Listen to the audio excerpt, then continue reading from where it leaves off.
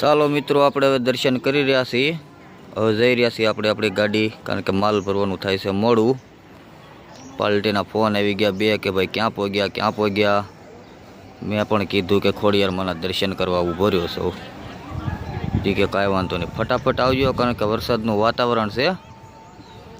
વરસાદ આવ્યા પહેલાં માલ ભરાઈ જાય.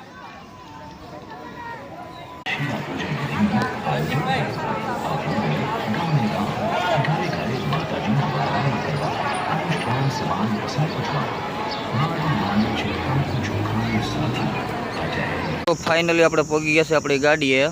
હવે ગાડી લઈને નીકળીએ. આ લક્ઝરીઓ પડ્યું છે અહીંયા જુઓ. આ બધી ખોડલમાંની જમીન છે.